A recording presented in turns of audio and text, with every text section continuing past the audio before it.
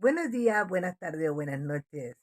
Sean bienvenidos con Nedasca. Hoy día tenemos un especial. Estuvimos 2 días ausentes ya que nuestros queridos amigos de la ruta no estaban presentes.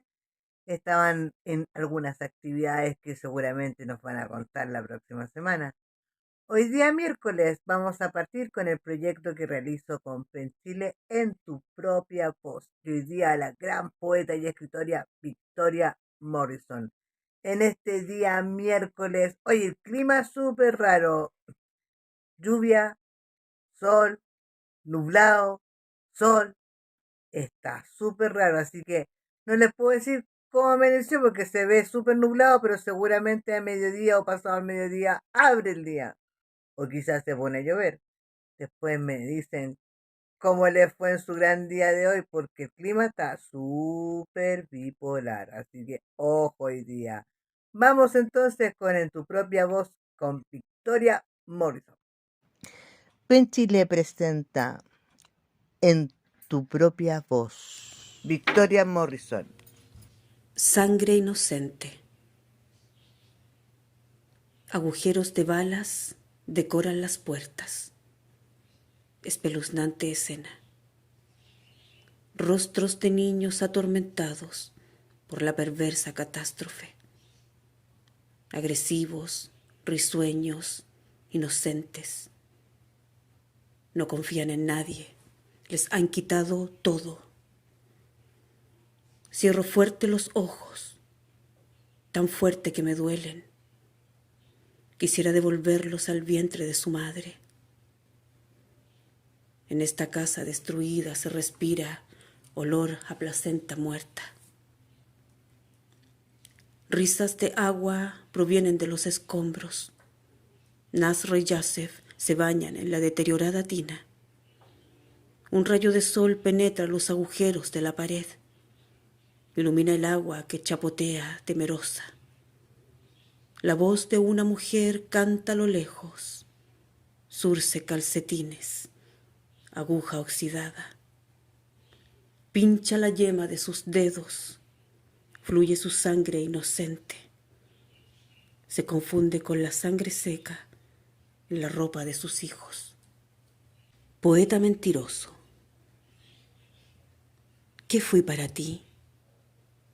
Fui la túnica bordada que cubrió tu cuerpo imperfecto. La sombra en la pared que no te gustaba. El reflejo extraño que no mirabas. Lirio fatigado de tu equivocada arrogancia. ¿Quién fui ayer? Fui quien te sanó. Fui la bruja que alivió tu pesar con hechizos paganos y hierbas de mi jardín lunático. Ahora te escondes tras la sombra de tu amante cristiana. Rezas, vas a misa los domingos, te sientes tan plácido y perfecto. Traigan la cruz para crucificar al poeta mentiroso. Y me río triste. Copias todos mis poemas, los repites a ella. No tienes tanta imaginación como pensé. Venturosamente soy la incorrecta. Yo, árbol negro, raíz torcida, semilla rota. Tú y yo nunca seremos amigos otra vez. Pupilas de loco. La más despiadada de todas las almas se conmueve con el canto de grillos nocturnos. La más brutal de todas las almas habla con las estrellas en luna menguante. La más despreciada canta con voz de ruiseñor. Se queda ahí horas y horas y horas oyendo el viento. La más ingrata alma lava los pies de los vagabundos, cura las heridas de las manos, alimenta las palomas en las plazas, sonríe a los niños en la calle, recorre el cementerio, lee versos sobre las tumbas, se busca en lápidas abandonadas, descansa en sepulcros sellados. Acompaña el silencio que pasa olvidando y se cansa, cae, se apaga, duerme, hasta que los jaramagos tocan sus dedos, lo logra abrir sus párpados cansados y las pupilas del loco se agrandan, las manos se llenan de olvido. Observando al hombre, ficha 1408. Hablando solo frente al espejo, mientras las gotas se desvanecen y los cuerpos recostados en bolsas de plástico ya no respiran. ¿Se ha transformado él en un cero a la izquierda? ¿O será él la perfección de la incertidumbre? De no saber qué número de pieza dental le falta. Y abre la boca grande para llorar por los muertos que nos salvó. Hoy 500 hombres yacen en el cementerio, víctimas de la mano de la asfixia. La lejanía del uno que fue está junto a las píldoras que oculta en sus calcetines. Es portador de SIDA. Ficha de cadáver caminante, sector B 1408. 45 kilos de hueso. Jovencitos de 20 ya no lo miran. Viudas confundidas por la pandemia le obsequian rosas amarillas. No posee agua ni florero. Pinchazo a la vena. 4 frascos de pastilla. Hablando solo frente al espejo, mientras las gotas se desvanecen. Espero que le haya gustado los videos de Victoria. A mí me encanta esta escritora. Es muy, muy, muy espectacular. Bueno, y como todos los días miércoles transmitimos o retransmitimos el gran programa de nuestra poeta de los sures, de Arauco, de allá, de los hermosos sures, nuestra queridísima llamada Lidia Mancilla, y vamos con Calfuray.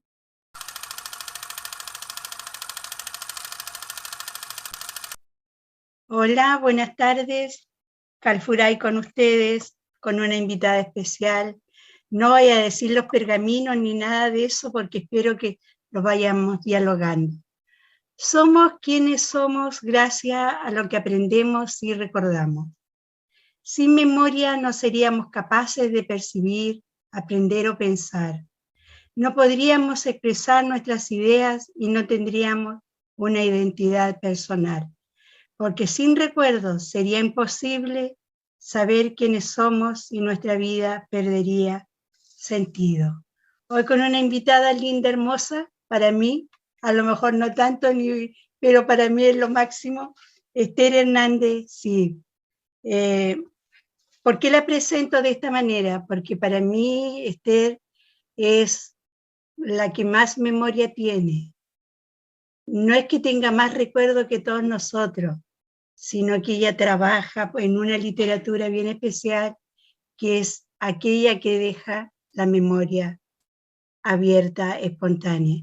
Bienvenida, Esther, a Calfuray, asistente social del alma mía. ¿Cómo estás?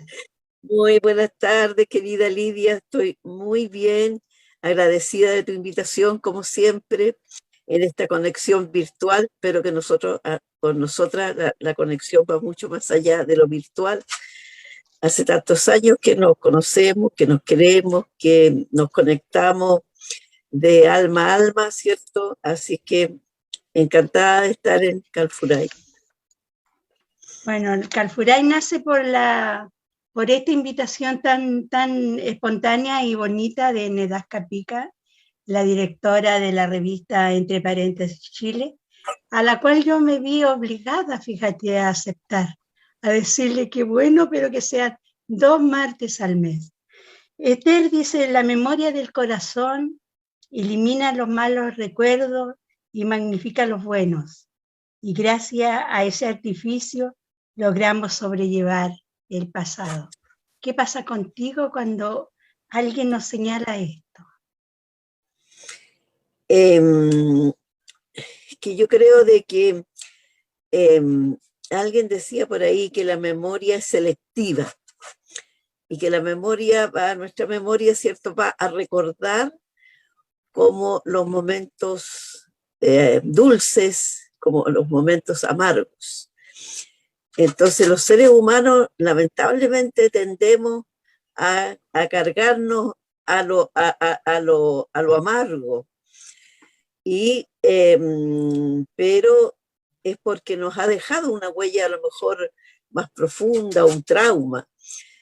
Pero cuando uno se recuerda generalmente de cosas hermosas de su niñez, de donde vivió, de su familia, de las cosas hermosas que vivió, yo creo de que esa memoria te ayuda para soportar la otra memoria, la memoria, cierto, del daño, la memoria de los recuerdos dolorosos, de lo que tú pasaste, y además la memoria te ayuda a que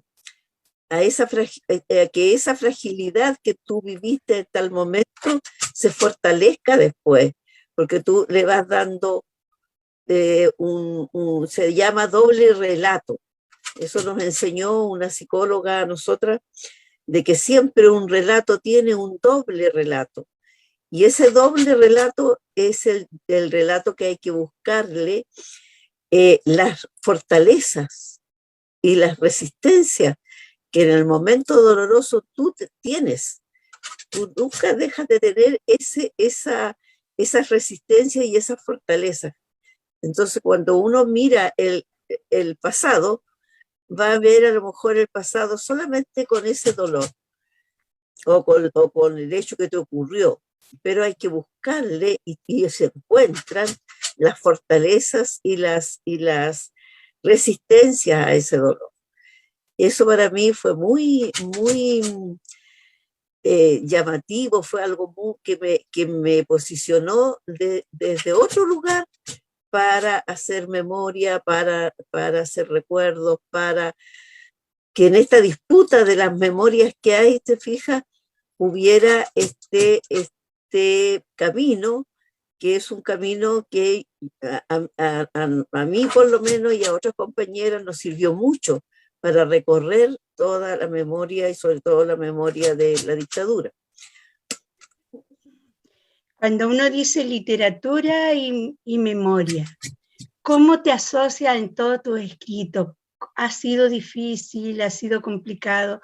Porque es como ir sacando de a poquito las palabras de adentro y las plasmando. ¿Qué ha pasado contigo, con tus libros, con tus cosas de la memoria? Además que siempre eres tan activa en esto de que la memoria no se pierda para que no sucedan otras cosas. Cuéntanos un poco de eso. Mira, la verdad es que yo nunca había escrito. Yo, fuera de escribir en el colegio, en la universidad y qué sé yo jamás había escrito. Y el año 2008, unas compañeras de colegas, nos juntamos varias y dijimos, oye, hay que escribir la historia nuestra de lo que nos sucedió, porque esta historia no se conoce. Y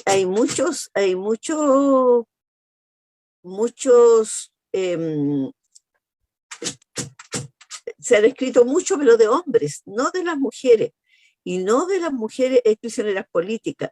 Se sabe de las detenidas desaparecidas, ejecutadas, pero de las sobrevivientes no. Entonces nos demoramos como 4 años en escribir porque vino el terremoto entre medio, algunas compañeras se fueron, nos siguieron en este proyecto de escribir, y además era cómo lo hacíamos, desde dónde lo hacíamos.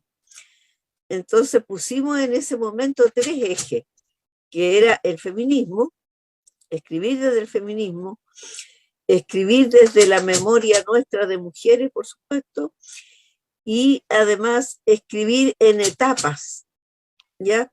Entonces, el primer libro era hasta, digamos, que las compañeras, las otras, se habían ido al exilio, pero yo me había quedado, yo no me había ido al exilio.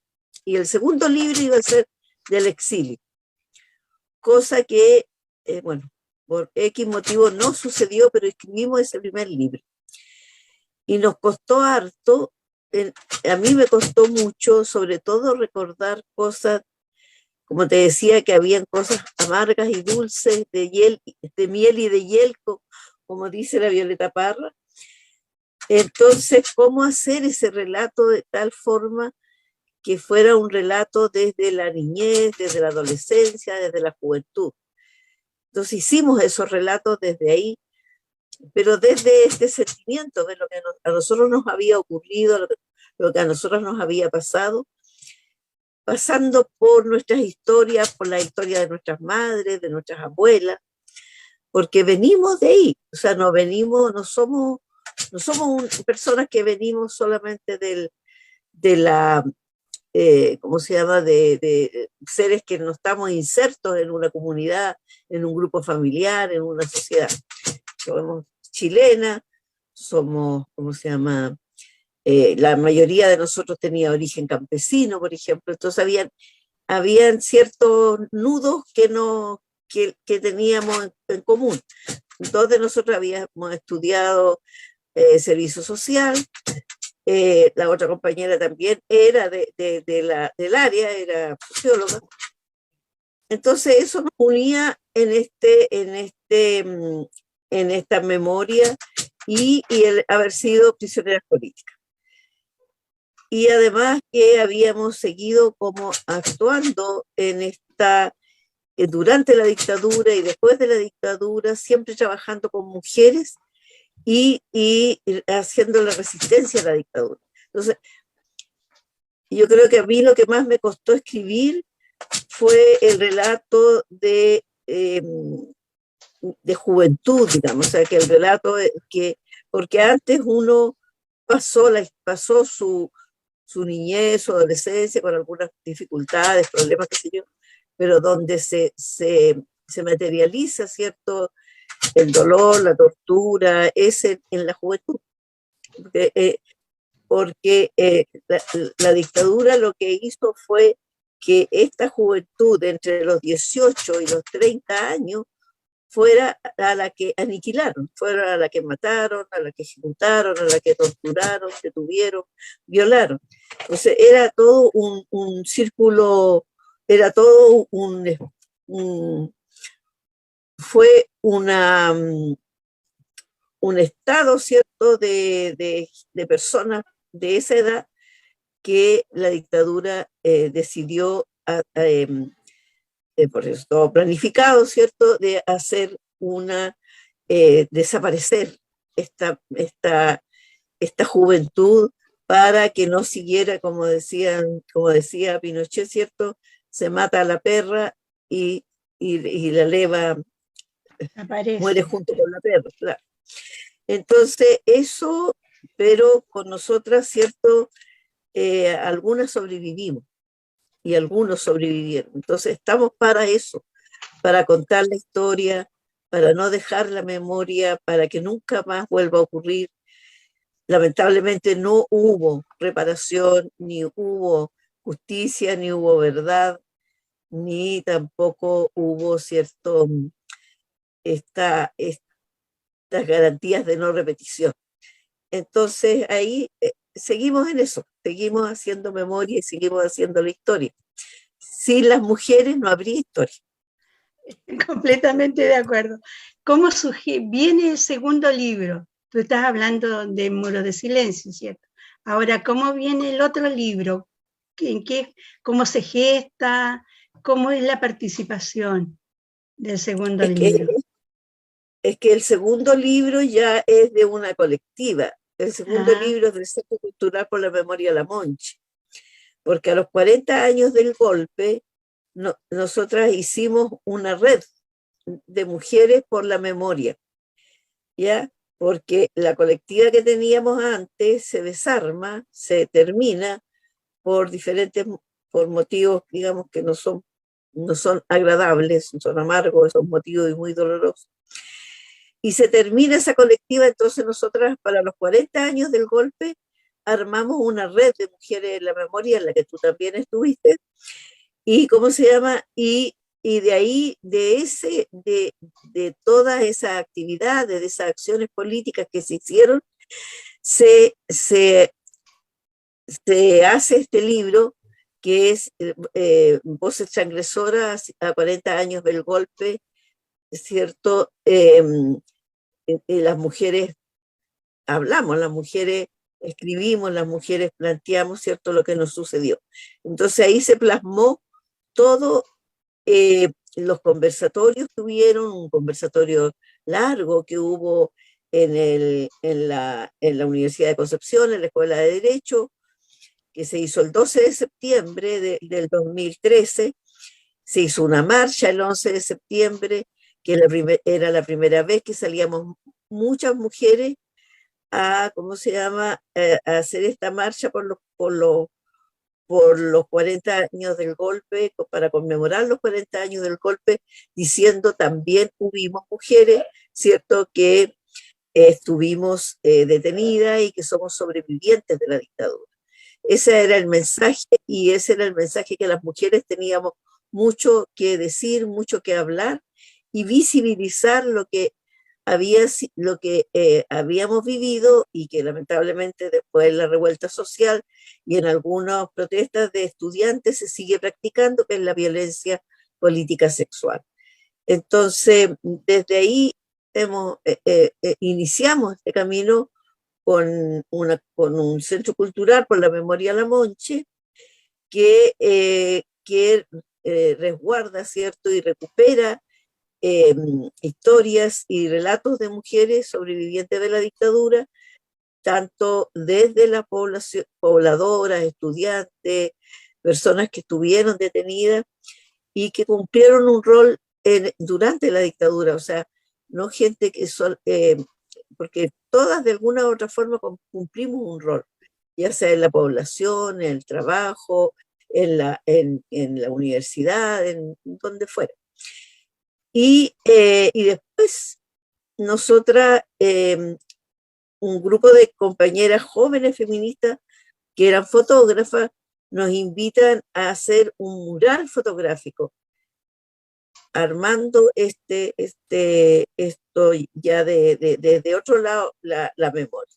Pero lo del libro queda, el primer libro de los muros del silencio, y después el segundo libro no sale.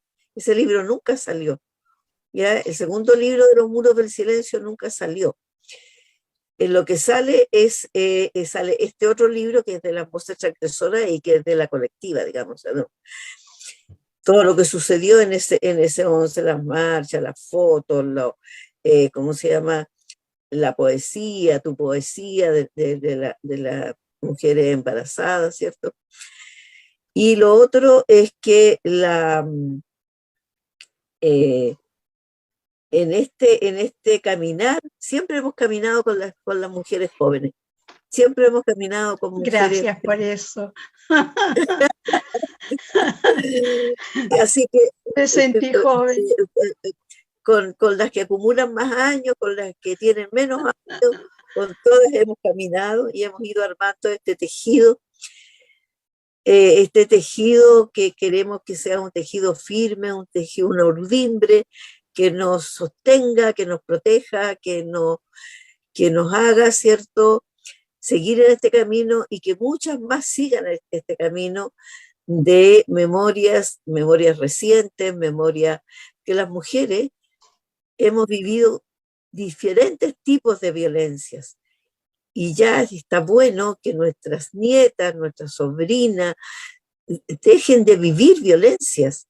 Entonces tenemos que hablar, no podemos quedarnos calladas. Es un deber de mujeres, un deber como madres, como abuelas, como tías, como mujeres. Tenemos que hablar y decir, esto no puede ser. Esto hay que decir basta a todo tipo de violencia en contra de las mujeres, porque esto se ha ido repitiendo por siglos y siglos y siglos, y no lo hemos podido parar, porque el patriarcado y el machismo está inserto, y pero hasta como decimos en el campo, hasta los tuétanos metido lamentablemente en nuestras sociedades patriarcales. Entonces la idea siempre es que nunca más tengamos que ver que un hombre mató a una mujer, ¿cierto? Solo por el hecho de ser mujer, porque él se cree con el derecho a hacer lo que quiera porque es su mujer, como una propiedad privada. Las mujeres tenemos derecho a ser libres, a ser autónomas, a ejercer nuestros derechos y a exigir nuestros derechos. Jorge Luis Borges dijo en una ocasión: somos nuestra memoria, somos ese quimérico museo de formas inconstantes, ese montón de espejos rotos. Me lleva a pensar cómo ustedes han ido, o tú en especial, has ido urdiendo la memoria, cómo has ido reconstruyendo este espejo roto y te has vuelto un referente para nosotras las mujeres del Biobío, a buscarte, a conversar, a dialogar contigo, porque por esa honestidad, por esa sabia, por esa química que transmite, por esa paz. Porque yo no olvido ciertas cosas que hemos participado juntas, por ejemplo, las veces que hemos ido acá al cerro, al Talcahuano, al Morro, que te quedáis con el alma en la mano cada vez que hemos ido. Cuesta leer poesía en ese espacio tan triste, tan lúgubre y tan bello. Saber que tus propios amores estuvieron presos ahí. Entonces, ¿cómo logras sustraerte a este espejo roto? ¿Cómo vas reconstruyendo este espejo en ti y en los demás? ¿Cómo lo haces? Mira, yo creo que todo el aprendizaje que hemos tenido, te fijas, en diferentes espacios, yo creo que hace mucho tiempo que empecé yo a trabajarme a mí misma en términos de que no podía desconectarme de mis sentimientos, de mi cuerpo, de mis emociones, eh, porque hemos vivido divididas, pues divididas así. Incluso los médicos nos dividen, te ven el hígado por aquí, el riñón por acá y no hacen la conexión, nadie hace conexiones. Entonces yo aprendí en la biodanza, en un montón de... Yo tengo afortunadamente una cualidad o una virtud que es que escudriño todo. Yo me meto en esto para poder conocerme, para poder saber quién soy, cómo me voy, ¿cómo se llama? Así, entre comillas, mejorando de ciertas cosas, de ciertos problemas, dificultades, cómo me potencio. Entonces, cuando nosotras decidimos hacer pasar de lo íntimo, de lo privado a lo público, te fijas, porque hacer este paso de lo íntimo, de lo que a ti te había ocurrido y contarlo públicamente, exponerte, porque iban a decir tal o cual cosa, o sea, te ibas, entre comillas, a desnudar, ¿cierto? A desnudar lo que a ti te había pasado. Yo me propuse un objetivo. O sea, yo dije, esto tiene que ir más allá de eso. Esto tiene que ir dirigido hacia la juventud, hacia las personas que vivieron lo mismo que nosotras, pero que nosotras tuvimos el privilegio de que hubieran unas niñas jóvenes que nos impulsaran y nos interpelaran. Ustedes tienen que hacerlo. Ustedes no pueden quedarse calladas. Ustedes tienen que hacerlo. Entonces, ese imperativo, te fijas, de ir más allá, de tener un objetivo claro, de tener además la necesidad de que otras mujeres, otras congéneres puedan hablar, puedan narrar, puedan relatar y que haya alguien que las escuche. Porque si no nos escuchan, nuestro relato no es válido. Entonces, cuando yo me pongo ese objetivo y no quiero que mis hijas, que mis nietas, que mis sobrinas pasen por algo como lo que yo pasé o como lo que mis compañeras pasaron, entonces el miedo, la vergüenza, el pánico, el terror se va. O sea, no, ya eso pasó, eso ya pasó, ya lo superé, ya no tengo eso en mi mente ni en mi cuerpo, ya lo superé eso. Entonces, por eso es que si vamos al Morro, ¿cierto? Si vamos a otro sitio, por ejemplo, eh, nos invitaron para el Día del Patrimonio ir a Colonia Dignidad. ¿Ya? Fue terrible estar en Colonia Dignidad. O sea, porque el dolor se siente, el dolor uno lo siente esa energía de que alguien te está diciendo, ayúdame, estoy en este río, estoy en esta fosa, no sé, no he salido, no me han querido sacar, no han querido decir nada, me tuvieron aquí detenido, qué sé yo, pero al ver tanta gente que hace ese ritual de tirar flores al río, de dedicarle una poesía, de dedicar una canción, de que estamos todos unidos en en un mismo espíritu, en una misma lucha, en una misma resistencia, te da la fuerza para seguir.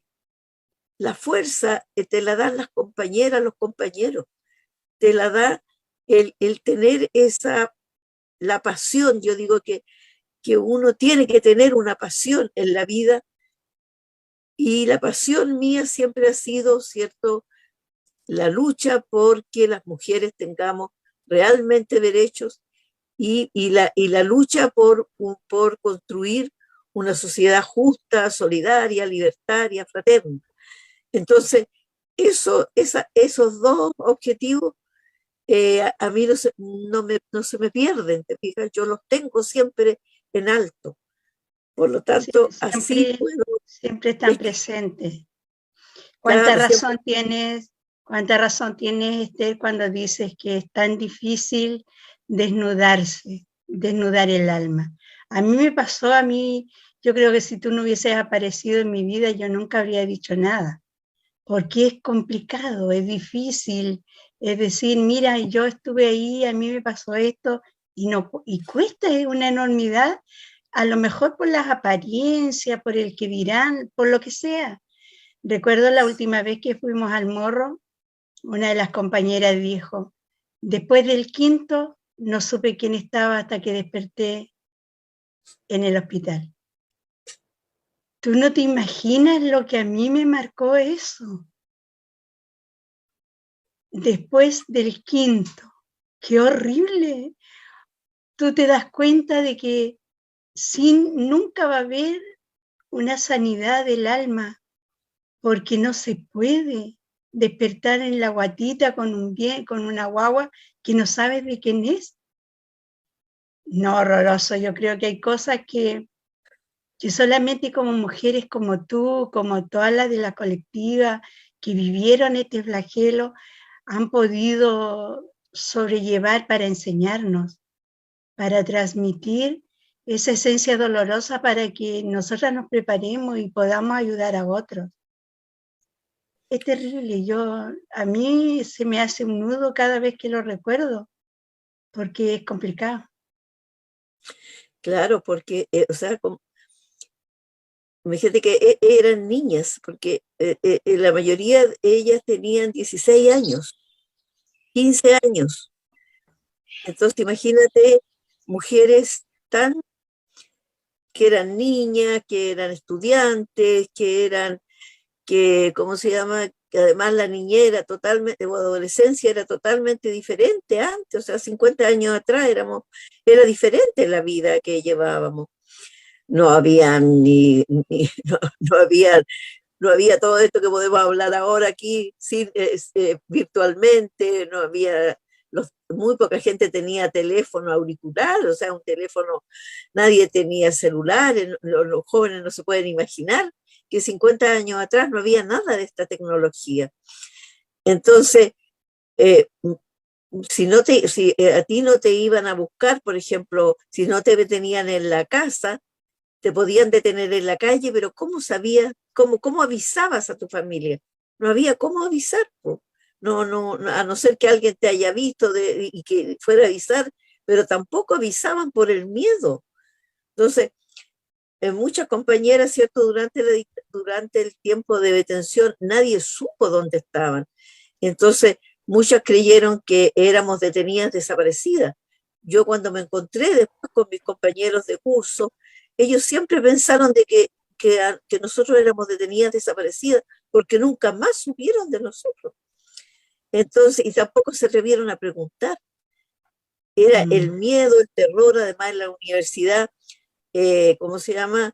Nadie hablaba nada y las que pudieron volver a entrar a estudiar estaban totalmente marcadas y no podían decir ninguna cosa, entonces ni preguntar y no podían. El trabajo social, en el servicio social se trabaja siempre en grupos.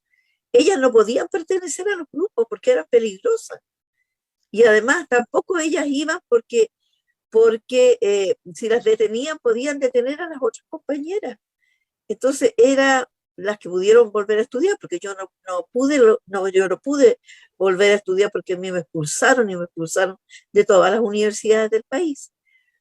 Entonces y los decretos los firmaba un fiscal militar en la universidad.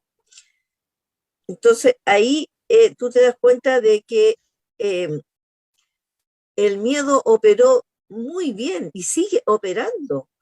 O sea, lamentablemente a 50 años del golpe, la gente sigue creyendo, ¿cómo se llaman las barbaridades que dice la derecha, que dice el fascismo, el negacionismo de que esto no existió, de que esto no fue, que fueron mentiras, no, acá hubo una dictadura y una dictadura salvaje, porque la dictadura no solo fue un golpe de Estado, como fue en todos los otros países de Latinoamérica, sino que aquí fue una dictadura brutal que trató, ¿cierto?, de masacrar y de exterminar a un pueblo que quería ser libre, o sea, con Allende, tú eras más chica, tú eras más niña que yo, pero tú veías la sonrisa de la gente, tú veías el medio litro de leche para los niños, las niñas cuando se nacionalizó el cobre que había sido toda la vida de los norteamericanos se nacionalizó. Yo no habría podido entrar a la universidad. Y yo fui la primera mujer de mi familia y la primera persona de mi familia que entra a la universidad. Eso jamás se habría soñado, de que los pobres pudiéramos entrar a la universidad. Entonces, ¿cuánto subió la educación? ¿Cuántos niños pudieron ir a la escuela con zapatos? Porque llegaron zapatos cuando los niños iban a pata pelada. Que los trabajadores tuvieran su asignación familiar, las mujeres, todo, o sea, había una serie de cosas que se habían logrado para la unidad popular, pero no se habla de eso tampoco. Se habla solamente de que Allende era aquí, Allende era allá, pero se consiguieron una serie, o sea, hay cifras, hay documentos de todo, que si alguien quiere leer, puede leer y no quedarse con lo que le dicen. La literatura, la pintura, el arte, la poesía, el teatro, es el medio o el único medio de transmitir la historia, porque la oralidad se va perdiendo, porque nuestros compañeros ya se están desapareciendo, ya se están muriendo, y hay cosas que yo creo que nunca vamos a saber. Qué rico sería saber, bueno, ya los matamos, están en todas partes y ahí están sus huesitos, lo que sea.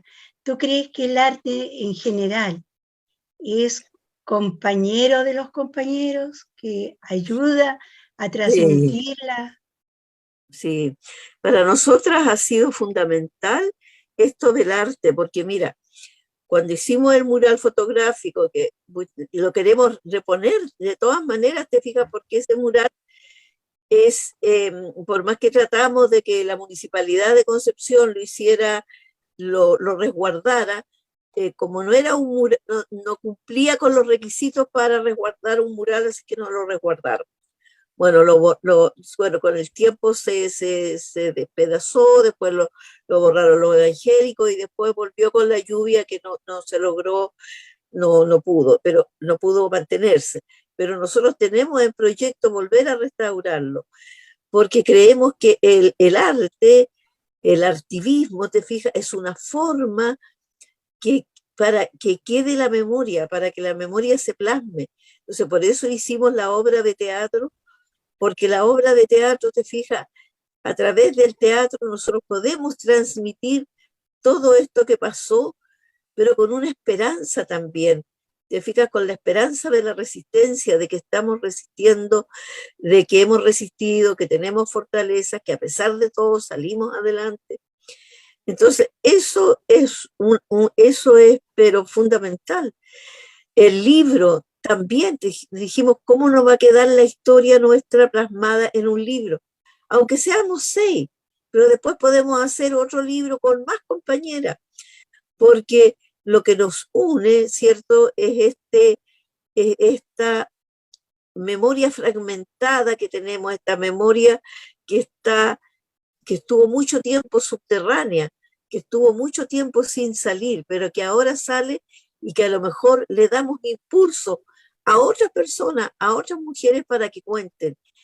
Y igual también es una forma de que la juventud nos mire y nos diga, nos dicen siempre que somos muy valientes, ¿te fijas?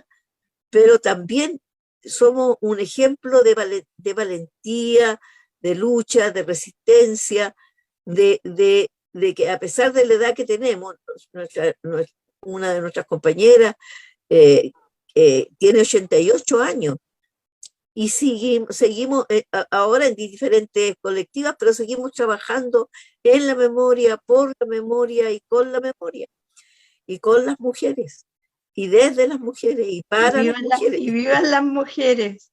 y vivan las Conversémosle a mujeres. nuestros compañeros que nos están De escuchando. nuestro libro. Conversemos un poco de este libro. Ya, conversemos del libro.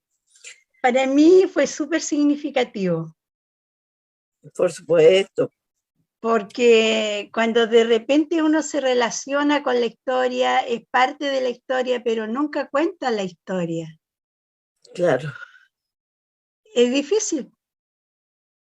De repente un día aparece un libro, Amaneceres, Esther Hernández, Lidia Mancilla. Yo agradecida. ¿Qué pasó contigo esto? Además, porque las dos nos declaramos amigas. Y no sé, el tema tuyo fue como complicado de lo que escribiste y es notorio hasta el día de hoy cuando uno lo lee o alguien lo leyó el libro y dice, caray, ¿cómo pudieron soportar las mujeres eso? Cuéntanos un poco. En esto del que hablábamos de los espejos, ya de los espejos rotos. De los O sea, pedacitos rotos. claro, entonces, ¿cómo teniendo tú tu vivencia, ¿cierto?, de este espejo roto, y yo mi vivencia también de los espejos rotos, cómo hicimos esa conexión, te fijas, a través de la maternidad, de ver de mía y de otras, ver lo que había ocurrido en este lapso de tiempo, en este tiempo de horror, de terror de la dictadura, y donde la marca era la vida o la muerte, porque esa fue nuestra disyuntiva. O sea, tú eras muy joven, tú no pudiste hacer tú no pudiste hacer esa no tuviste esa disyuntiva, digamos, en el sentido de que tú tuviste que ser mamá nomás. O sea, te embarazaste y fuiste mamá. Nosotros tuvimos la oportunidad de preguntarnos, ¿quiero ser mamá o no quiero ser mamá? Entonces, durante toda la o sea, durante del 73 al 80, la mayoría de nosotras que estábamos, que éramos, te fijas, que estábamos en la resistencia, que luchábamos en contra de la dictadura, decíamos, no podemos tener hijos por lo que nos podía pasar. O sea, sabíamos de compañeras, ¿cierto?, que tenían su hijo y que con sus hijos los torturaban, que tomaban a los niños para que hablaran. O sea, era, era de tal horror, de tanta crueldad, te fijas, que nosotros estábamos muertas de miedo y decíamos, no vamos a tener hijos. Y recuerdo que para los años 80 empezamos a dar otra conversación, es decir, ¿por qué le vamos a tener que seguir el juego a la dictadura? ¿Y por qué no vamos a tener hijos? Sí, ¿cómo se llama? Sí, es una forma también de luchar, es una forma también de resistir.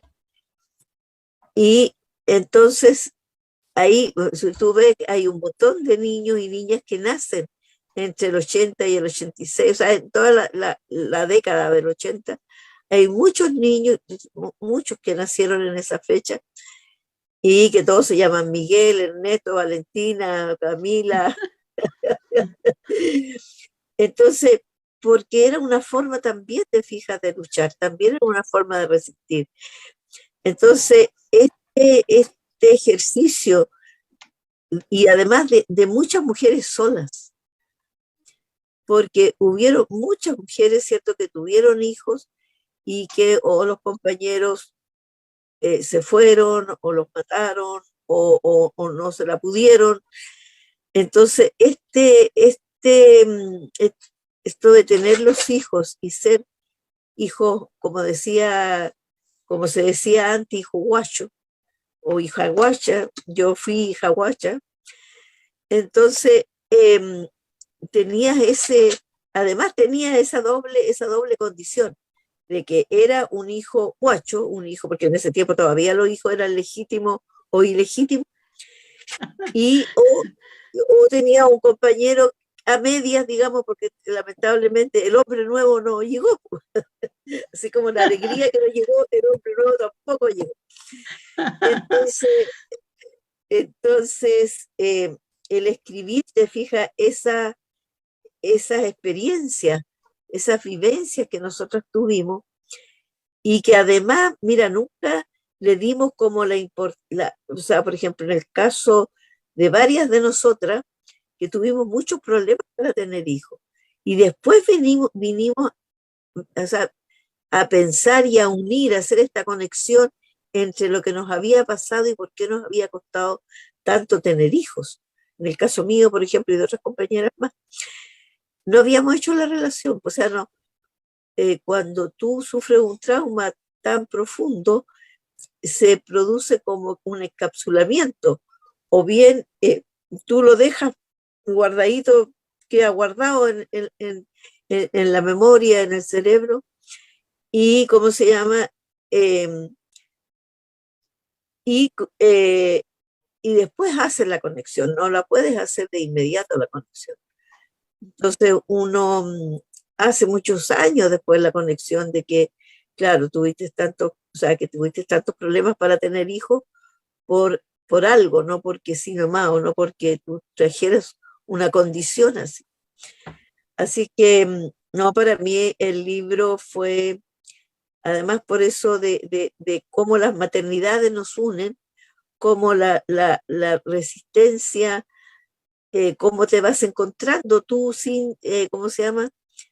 En tu camino te vas encontrando con personas, con amores que son también resistentes, que también vivieron la dictadura, que también vivieron las consecuencias, y cómo tú las vives y cómo las vives, eh, como si, o sea, como a mí me pasó sin tener la conciencia esa, a ti también te pasaba de no tener la conciencia de cómo cómo había sufrido, cómo había vivido toda esa situación, sin saberla, te fijas, sin saber muchas situaciones, sin saber lo que había pasado con el padre de tu hijo, por ejemplo, y que eras una adolescente, era una niña. Entonces, todas esas cosas, te fijas, no, nos fueron uniendo en estos lazos que se van tejiendo, que se van y que van quedando como los nuditos apretaditos de de un urdimbre, de una red que no es que esa red nos sostiene, nos balancea, nos apapacha. ¿Te fijas? Esa red contigo nunca se va a romper porque es tan profunda, es tan firme, es como cuando uno hace los nudos de las pilguas. ¿Te has fijado cómo se hacen los nudos de las pilguas?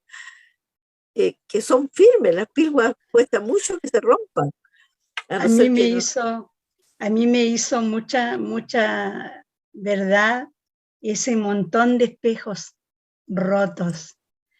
Cómo nos hemos ido encontrando los pedacitos del espejo para reconstruir. Claro, Y eso es tremendo, si tú lo mides desde la perspectiva de que alguien rompió un espejo, ¿qué es lo primero que haces tú? Botarlo. Pero ¿qué tal si claro, te dedicas a reconstruir el espejo y que cada pedacito quede unido al otro? Lo encuentro tremendo.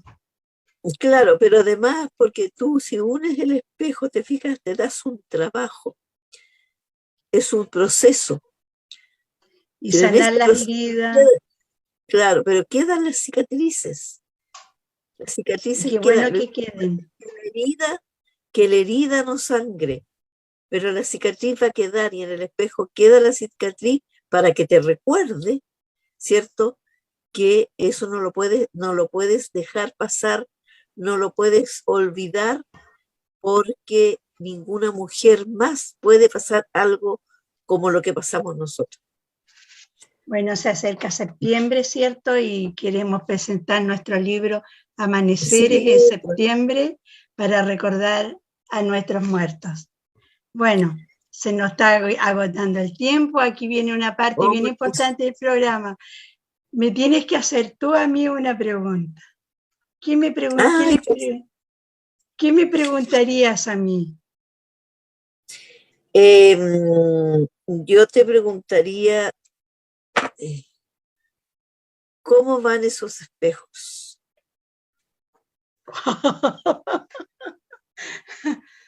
Wow. Bueno, tú sabes que yo soy como bien solitaria, pero eso no me hace ser solidaria, no ser solidaria. Yo creo que tengo la virtud, podría ser, o no, la certeza de que mi vida no fue tremendamente fragmentada. Entonces eso me ha llevado a que mi espejo tenga muy pocas aberturas, porque las que he ido encontrando en el camino me han llenado esos espacios. Por ejemplo, sacar toda la parte de esto del papá y mi hijo, darme cuenta de que ese fragmento pude unir a este espejo universal contigo. Y espero que cuando llegó Marcos a mi vida, uní otro fragmento. Y todas las personas que han ido estando en mi vida me han ido haciendo aporte para que mi espejo algún día, cuando llegue el tiempo, ya esté completo.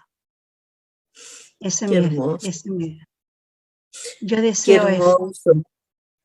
Sí, porque ese es la otra parte, te fijas, del espejo. O sea, tiene que haber alguien, tiene que haber personas que ayuden en este proceso de sanación, en este proceso de ir juntando y de ir haciendo que el espejo, a lo mejor no nos vamos a ver bien en él, pero sí vamos a ver que fue una obra, que fue algo que hicimos en conjunto con otros y con otras.